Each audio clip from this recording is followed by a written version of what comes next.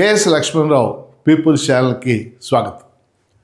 మల్లికార్జున ఖర్గే సమకాలీన భారత రాజకీయాల్లో పరిచయం అక్కర్లేనటువంటి పేరు అది. మల్లికార్జున ఖర్గే గౌరవనీయుడైనటువంటి రాజకీయవేత్త, కర్ణాటక రాష్ట్రానికి చెందినవారు. ప్రస్తుతం ఆయన ఆల్ ఇండియా జాతీయ కాంగ్రెస్ ఆల్ ఇండియా కమిటీ అధ్యక్షులుగా కొనసాగుతున్నారు. అంటే కాంగ్రెస్ పార్టీ అధ్యక్షుడు ఆయన. అలాగే రాజ్యసభ సభ్యుడిగా ఉండి రాజ్యసభలో ప్రధాన ప్రతిపక్ష నాయకుడిగా మల్లికార్జున ఖర్గే కొనసాగుతున్నారు. సమకాలీన రాజకీయాల్లో అనేక మంది అన్ని పార్టీల వాళ్ళు కూడా గౌరవించేటటువంటి వ్యక్తి శ్రీ మల్లికార్జున ఖర్గే. కానీ 4 రోజుల క్రితం ఆయన ఉత్తరాఖండ్ రాష్ట్రంలో హల్ద్వానీ అనేటటువంటి ప్రదేశంలో జరిగిన బహిరంగ సభలో, కాంగ్రెస్ పార్టీ ఏర్పాటు చేసిన బహిరంగ సభలో, ఉత్తరాఖండ్ రాష్ట్రంలో హల్ద్వానీ అనేటటువంటి చోట బహిరంగ సభలో ఆయన ప్రసంగించారు. ఆయన నిన్న రాజ్యసభలో మాట్లాడుతూ, రాజ్యసభ నిన్నటితో వాయిదా పడింది, మీ అందరికి కూడా తెలుసు.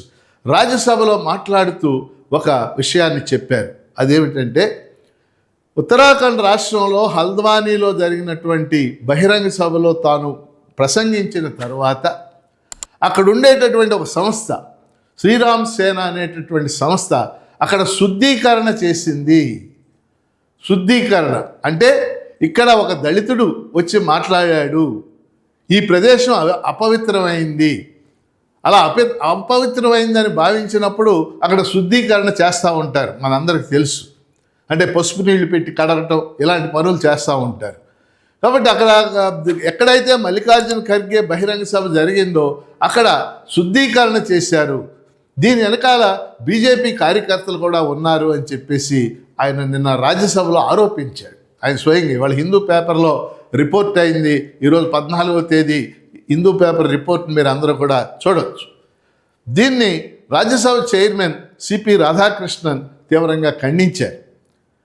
అలానే రాజ్యసభలో అధికార పక్ష నాయకుడు జేపీ నడ్డా మాట్లాడుతూ బీజేపీ వారు ఎవరు కూడా ఈ సంఘటనలో లేరు అని చెప్పారు.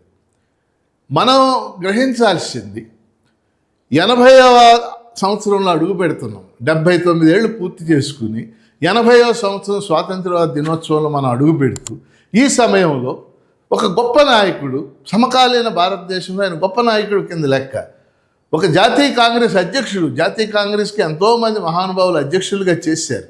ఆ పార్టీ విధానాలతో మనకు అభిప్రాయ భేదాలు ఉండొచ్చు.